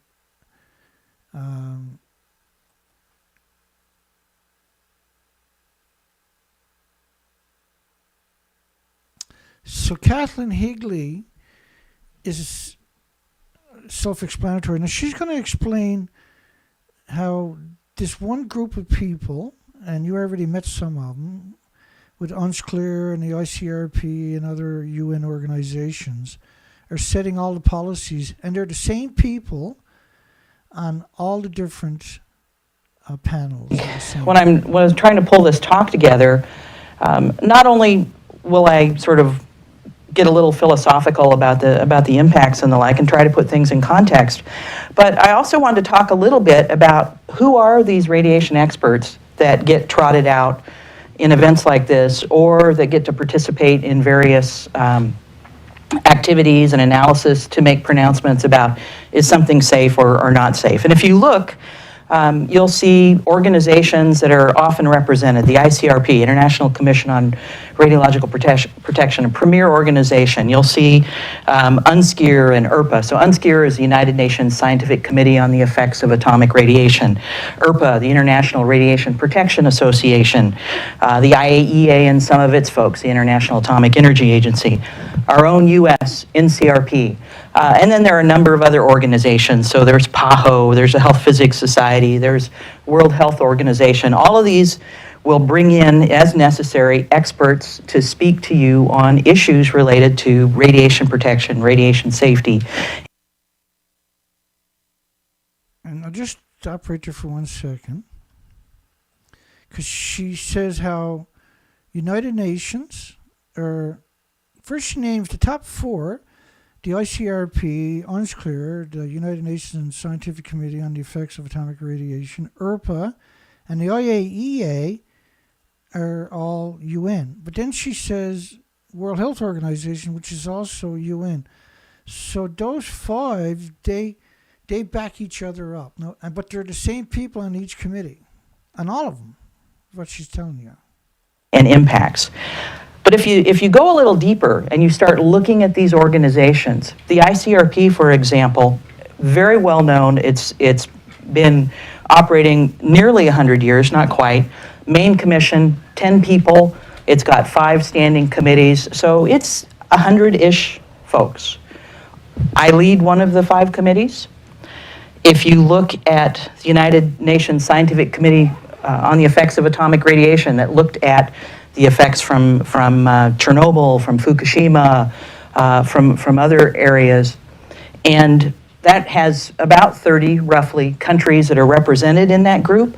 If you start teasing through these pictures, you're going to see the same people on every one of those organizations. So the same people from ICRP are on UNSCEAR, they're in IRPA. If you look at the NCRP, again, the U.S. organization that advises the country on radiation protection issues, it's 100 people, a lot of gray-haired 100 people. And most of them are part of UNSCEAR, are part of IRPA, are part of ICRP, participate in IAEA. So the result, or the real world, is that there's not that many folks that really do radiation safety, radionuclide transport, dose calculations, all of this in the world. It's a pretty small club. And we wear 20 hats. Today I put on 3 pins, and I could put on a whole bunch more, but Health Physics Society, ICRP, Certified Health Physicist, I've got NCRP on there, I've done IAEA, and so the point is, we're a small group, you should cherish us. So everybody knew to laugh on cue. So we're talking about a small group of people. They're exceptionally evil, and they have really bad intentions, and they got the education to get in the position to destroy you and your loved ones and your friends and your families and your countries and your planet and your birds and your animals, your insects, your mammals. And they're prolific genocide machines and omnicide machines.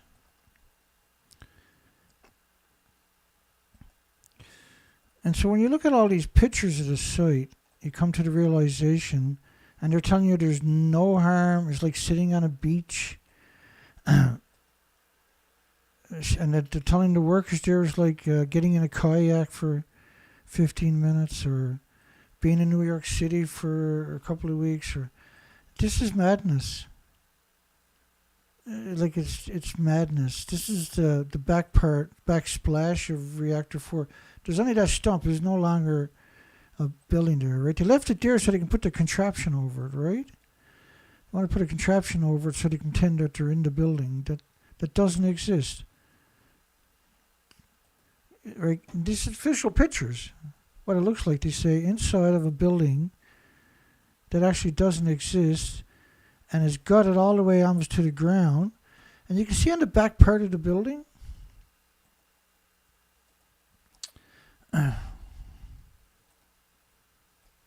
like right here, right there. So look how close you are to the ground now, right, when you go to that side. There's nothing functional. When you look inside the building right here, there's nothing functional. And there's the old elevator shaft, remember that? They threw a bunch of rubble down in that because it doesn't matter. Because you left all the other rubble down here in the ground, see? There's all kinds of rubble up right there, right? There's rubble everywhere, all around it. And if you even see the stairs, it's all rubble, filled with rubble, right? But yet they got that construction, that building on it. And inside the building, it's beautiful. It's just wonderful. You really don't need a paper suit. Because they got nothing to do with each other. But that's the official pictures. These are both the official pictures.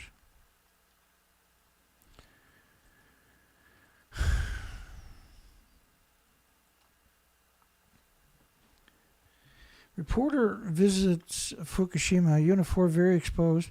He mentioned that the damage is much worse than he previously understood it from TEPCO's images. So I just showed you a whole bunch, but you've seen a bunch of pictures of Reactor 4. There is no Reactor 4. The workers he coordinated with to gain access said he heard about 10 ambulance calls a day into the plant. And the worker also pointed out that the pipes being used for various temporary systems are vinyl.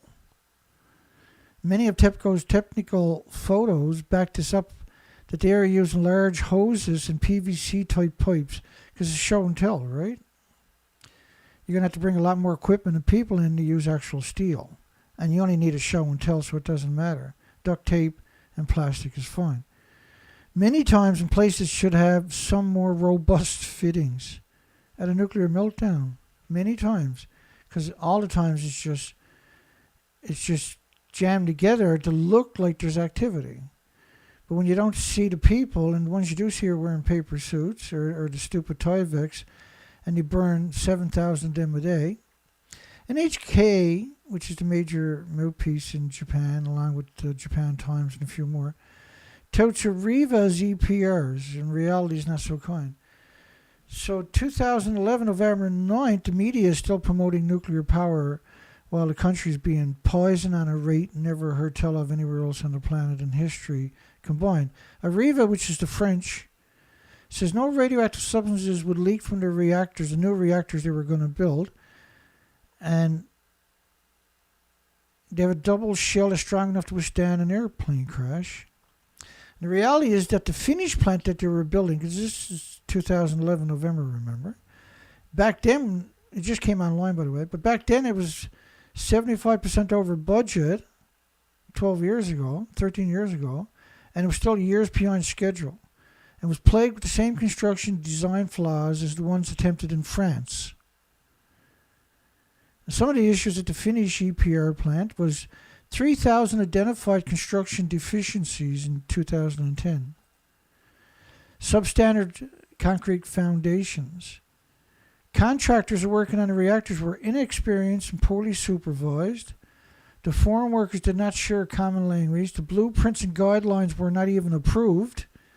Mandatory quality control was skipped, and deliberate cover-up of structural deficits or defects. And then problems with the French EPR at Flameville is much worse. That plant had been plagued by concrete problems. Some so major they caused the plant to be, that may cause the plant to be abandoned or ripped down to start over, which is what they ended up doing. And the EPR would have a massive reactor core of MOX, the plutonium mixed oxide fuel, which has already gone through a chain reaction. So like Unit 3 at Fukushima, only on a massive scale. And that the EPR will produce large volumes of highly radioactive waste from their 100% MOX fuel use. The EPRs will produce, because the fuel in all the reactors buildings are in pools because they don't have repositories. So, a little bit in CAS, but the majority of it's actually in fuel pools at all the nuclear power plants. And all of them have no containment. So it's splitting atoms 24 hours a day into your air, into your environment. So it boils off roughly each fuel pool. And these will be a lot more, but the typical fuel pool is about 120,000 liters. It's much more than that, I'm sure, but that's the official numbers. And each liter is going to be a hideous amount of isotopes, many, many trillions, because there's no containment. That fuel, the problem with the nuclear waste is it's still splitting atoms, right? And so this is why the poll is like it is tonight. One of the reasons is the nuclear power plant industry destroying Earth, the water, the fresh water, the salt water, the estuaries, the streams, the rivers, the lakes, and the species and the biosphere on purpose? Because the fuel cycle, once it comes out of the containment, it's no longer contained, and it's still splitting atoms for 1 million years. Those atoms are vented up to tall, skinny stacks at the nuclear power sites, and that's why the majority of nuclear power plants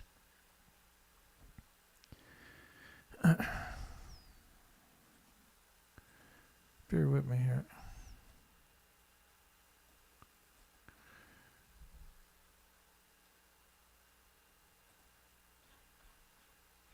I'll get there in a second.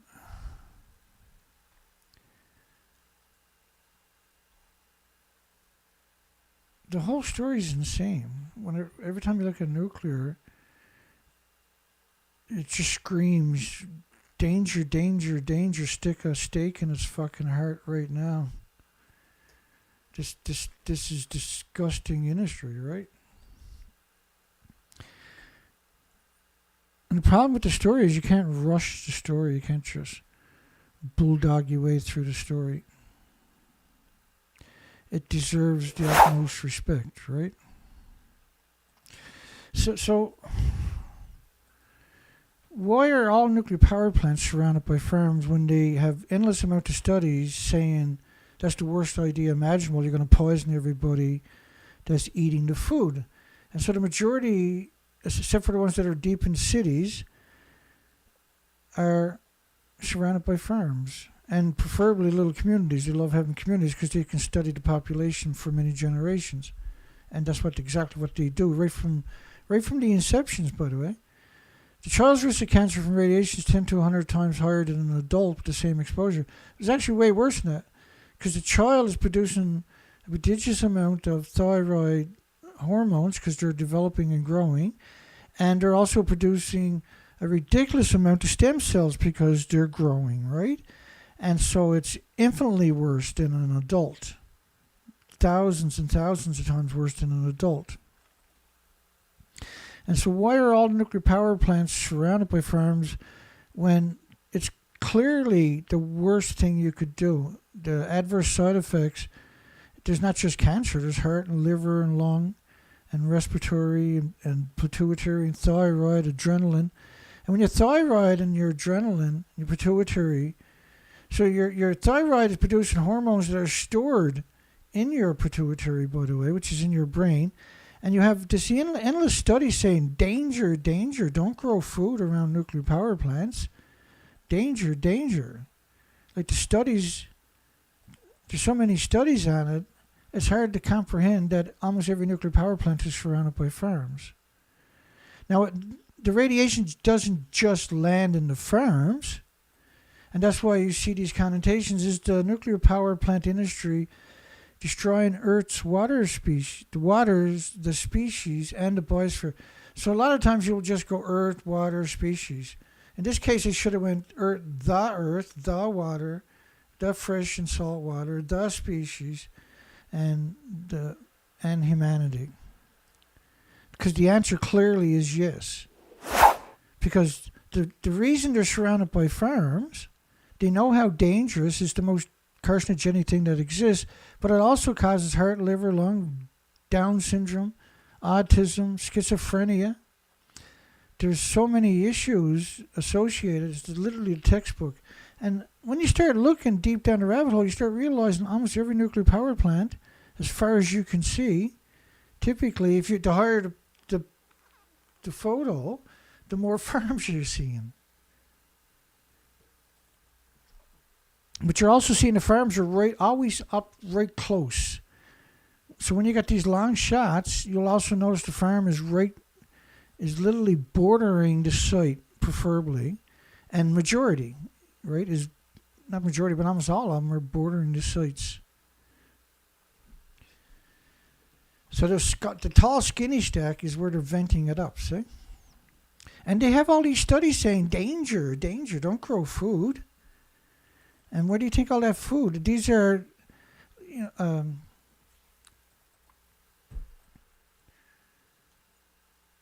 like how could he miss all these studies? Why is he growing food right up to the plant when you have all these studies saying this is an absolute disaster? Why would you do that? And now,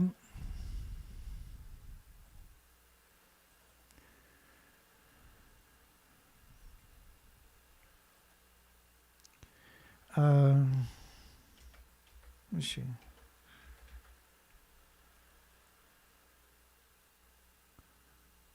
Wrong word, eh? There we go. So in Canada, we're trying to build a nuclear waste management organization, it says there. For 18 years, they got $28 billion. So how much interest is that a year, I wonder? And they go into these communities, deep into these communities. And so here in Canada, in Ontario, Canada, the Nuclear Waste Management Organization, which is the actual industry, is like the worst, giving the criminal the evidence and saying, make sure you got that for trial because the cops need it to convict you. And you're like, oh, okay. I'll keep it right with me all the time. Just, Nuclear Waste Management Organization secures 1,500 acres of farmland.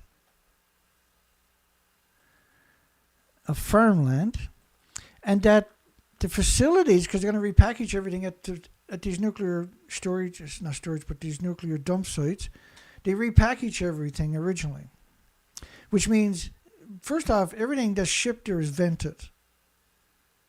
And then they're going to package it to basically to store it. But the storage is going to last so long. Once the fuel starts melting down, the rest of it immediately incinerates. So they required 250 acres for the facility. Now they want the farmers to keep farming. They want business as usual to keep going, which is a square kilometer. So you can imagine how much they're going to vent from that all day for 100 years. The remainder will continue to be used as it is today for farmland.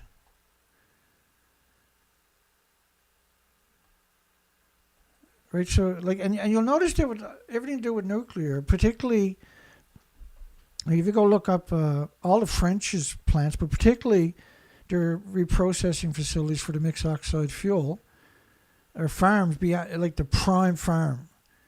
They're prime farmland. It's unbelievable how evil this industry actually is. But evil it is. There's no middle ground with these people. The evil is what works for them. Fukushima rice to be brought by the government and mixed into Japan's rice reserves 2019, which is 40,000 tons of Fukushima rice from a nuclear wasteland they're storing, because we covered that last night, right, is 88 million pounds, which is a fraction of just one prefecture. Fukushima produces a billion pounds a year of just rice. These are maniacs. The rice will be mixed with rice from other regions in Japan, resold as rice reserves. So the reserve rice is put back into the market when there's a shortage or by request from food companies. The rice will be mixed with rice from other regions in Japan.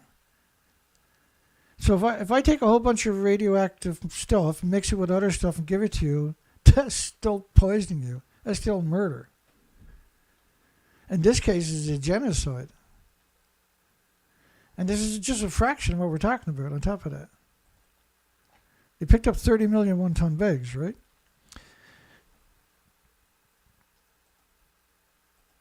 And just let me bring that up for you, because I know the evidence doesn't matter, but I'm weird like that. And they're so crazy. In Japan, they're growing food right alongside the 1 ton bags of radiation. There's 30 million of them. And they're harvesting it. In the nuclear wasteland where no one's allowed to be, only to grow food. It's just, it boggles the mind. Playing past the parcel with Fukushima. So, the Ministry of the Environment, it's not the nuclear industry, not the nuclear universities, but the Ministry of the Environment have said up to 30 million tons of radioactive waste will eventually be moved to yet another third level interim storage facility near the crippled, the buildings are completely gone, Fukushima plant. And the bags, the 1 ton bags, they're talking about the 30 million 1 ton bags, deteriorate after about 3 years, meaning they have to be repackaged. Like, try juggling 30 million Lamborghinis or motorcycles or whatever. And you got to handle the keys to those 30 million vehicles, and you got to know where to find a key for each one. And you're the only person in the office. Try wrapping your mind around that statement. And on each of those keys chains, there's 30 million key chains of motorcycles or cars or something. You're going to write, Dana is wrong. Dana's full of shit. Dana's a lawyer. Dana's a fearmonger. And when you finish that, how old are you going to be? So go down there while the farmer is harvesting food in a no-go zone, and right on the bags, Dana is wrong on every one of those bags. And keep going till you've done it on 30 million 1 ton bags. Like this picture, every time I see it, I can never get used to the picture. And how many times have I showed it? It's a ridiculous amount of time, right? So making matters worse, Japan has strict limit on rice importation. And rice imports to Japan are banned except for rice and processed goods. So the only rice they can mix it with is their own rice. Try making a Hollywood movie like this. And like, what do you leave out? Because everything is so evil. Like if you try to do a Hollywood movie based on just what I showed you tonight, the amount of evil we're talking about is just mind-numbing. It's mind-numbing. Like, there's no comparison. There is no Hollywood movies out there. There's no murder mysteries out there that compares to these people. All of them combined don't compare to these people. These are monsters. What they're doing to you in the hospital can only be described one way only, as monstrous. It's murder. That's murder. Your body has no autoimmune trigger to defend against it, and you're going to the hospital and let them do whatever they want to you. So they're going to take 88 million pounds just in this one instant in 2013, mix it with the other rice from regions, and there is no importing rice, so everything is contaminated in Japan. So this is just... it's insane. TEPCO withholds radiation data for Unit 2. August 19, 2013. These critical radiation readings have not been disclosed, and no reason given for such a delay.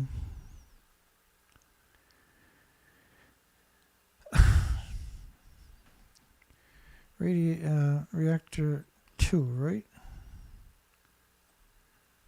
Well, I think I got that one covered here today.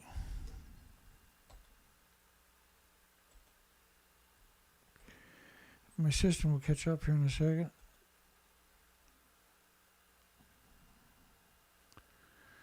I might not be able to do anything if I click another button.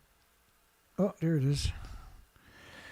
You know how it is with some computers. Mine is pretty forgiving, but a lot of computers, if you click it too much, it'll freeze up on you, right? TEPCO says increase radiation releases from workers going in and out of Reactor 2. Well, first off, they're definitely not going in and out of Reactor 3, which is right alongside of Reactor 2. And Reactor 2, we know, is completely destroyed, right? There is nobody going in the Reactor 1, 2, 3, or 4. Potential global catastrophe from Fukushima Unit 2 highly radioactive fuel. Reactor could be destroyed, making Tokyo uninhabitable. So how can Tokyo be uninhabitable if Unit 2 goes, but not if the plutonium mixed oxide Medusa goes, which is reactor 3. The fuel pool's reactor cores were ejected right out of the buildings. So schizophrenia is pretty common in the nuclear industry, I noticed. New TEPCO data unequivocally shows ongoing criticality at Unit 2. So, but in 2013, they were complaining because they weren't getting readings from reactor 2, because that was the only reactor 2. See, when you look at reactor 2 compared to reactor 3, reactor 2 looks pretty darn good. But you can see the heat signature at the top of it. Reactor 3 has gone deep into the earth, right? It burnt continuously, severely for several days. That's based upon the emissions coming out of this hole in the side. And last week we covered some stories where they claimed they busted holes open in Unit 2 and Reactor 6 to stop the hydrogen from building up. Their workers went there and done it, but you simply can't do it. So you got Western Tokyo may have been contaminated when radiation plume fell to the ground from Reactor 2 core was exposed. So doesn't it seem more likely that the radioactive fallout from Medusa played a bigger part? I'm not saying Reactor 2 didn't, but to suggest that people were going in and out of Reactor 2 when clearly they weren't, and that clearly to suggest that the plume may have fell to the ground after Reactor 2, but Reactor 3 was clear, and I'll show you the original footage. That is 2000. That is the original footage, by the way. But here's the big shot of Reactor 4 and Reactor 2. When you compare them, Reactor 4 and Reactor 4 and Reactor 3, rather. So when you compare those two buildings,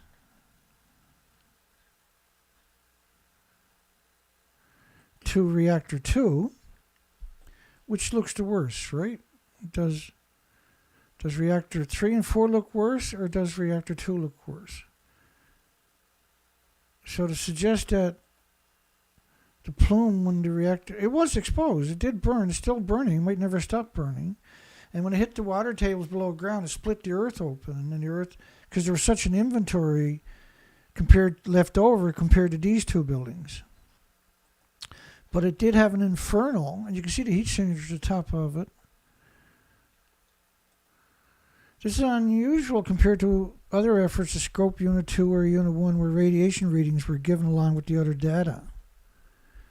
Again, Unit 1, Unit 2, Unit 3, Unit 4 have lost their entire inventories. That's not up for debate, by the way. But it's really interesting when you go to the time machine and start reading what they were saying back then. But they knew when you seen this original, that was original footage. There was no mistake in the fuel pool and reactor cores were gone to anybody in the nuclear industry. There wasn't a single alumni professor of nuclear that looked at that and said the fuel pool reactor core was intact or still in the building, or reactor 4. But yet that's the two buildings that TEPCO and the governments and the media have repeatedly asserted that they got the fuel out of the pools.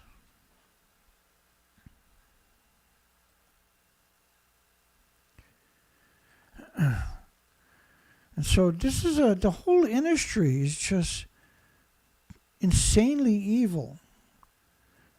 And I don't know if they understand they're evil or not, but they're evil. There's no maybes about it. Like, you got to be some special piece of shit to do what they're doing. You get that incredible education to tell a lie. And then the lies are supported by your loving media. This is the media pretending that they're in the fuel pool of a building that don't exist. Right? And so when you put two and two together, is the nuclear power plant industry destroying Earth, our fresh water, our salt water, our lakes, estuaries, streams, and rivers, and by proxy everything, because you can't survive without water, the species, and it's obviously they're targeting these, right? From all the fuel pools at all the nuclear power plants worldwide, university fuel pools, the national laboratories and all the countries' fuel pools. And all of these national laboratories are built on the biggest aquifers in that part of the country. And these aquifers, typically what we notice with them is they're feeding 10, 20, 30,000 farms downstream that are drawing from those aquifers. And like the engineering, if you were going to engineer this as evil, you couldn't do any better. You covered every fucking base.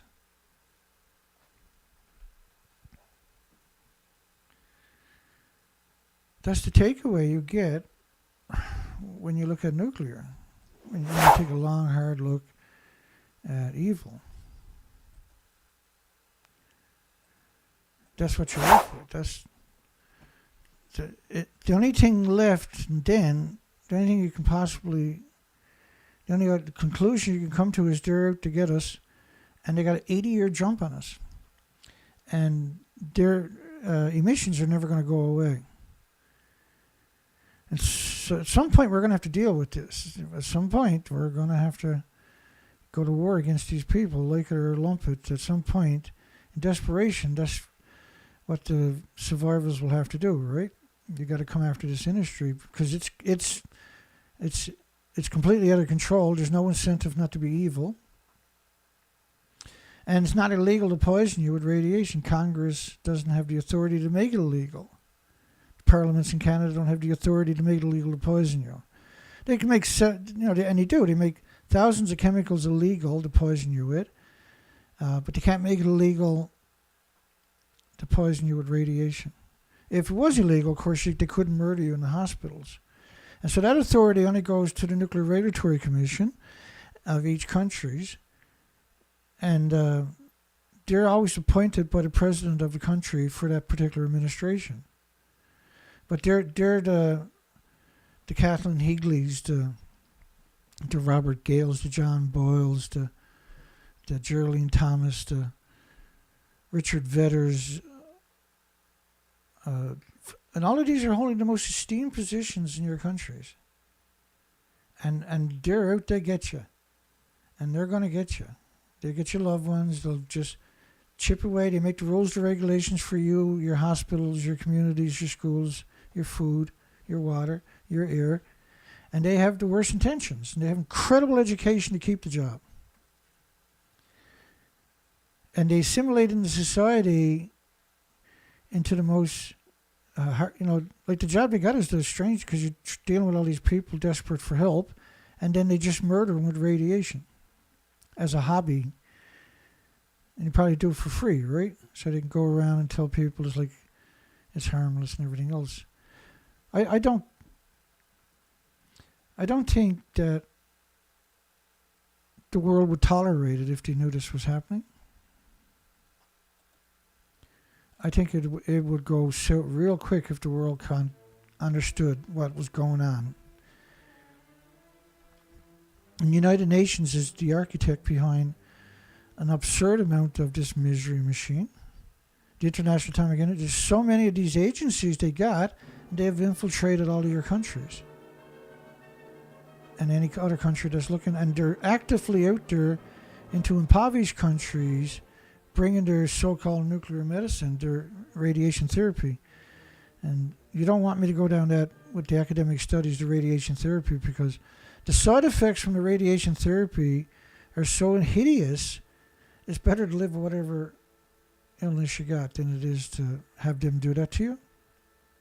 It's evil, and then they radiate the food coming into your country, destroys the nutrition, the vitamins, they destroy it with radiation. And then you get food that can sit 6 months on your shelf because there's nothing there for bacteria to hang on to or fungus or whatever. And now they have sterilized your whole planet, and the research expeditions that we carried out are clearly showing that.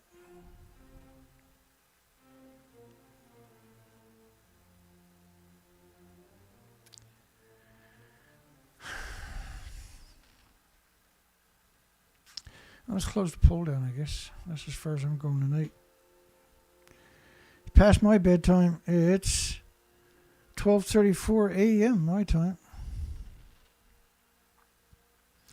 Is the nuclear power plant industry destroying Earth, the water, the species, and the biosphere on purpose? And we got a wonderful 48 votes. When the video is over, I'll probably only have 10, 15 views. So to discourage anybody from coming here and even trying to understand the horror of this industry.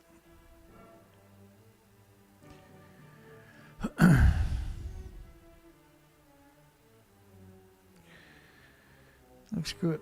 Let's call it a night. We'll see everybody tomorrow night. Tomorrow night's Wednesday night. Wednesday nights are always happy times around here. See, that's the problem with this subject, dude. It's such a terrible subject. And all I'm doing is bringing the evidence, trying to keep the story alive, trying to keep the world on a path when they're ready, when they're finally ready. And the worst case scenario is I'm just going to get better every show. I've been doing this forever. So I'm just going to get better every show is one way I look at it. But it's very difficult, and I apologize to those that have difficulty with the shows. Because it's not like you're covering this Hollywood, blah, blah, blah, sports news, it's all this bang, pow, boom, pow, and every day you got all this stupid stuff that's worthless and takes up space in your brains. I'm not that guy, right?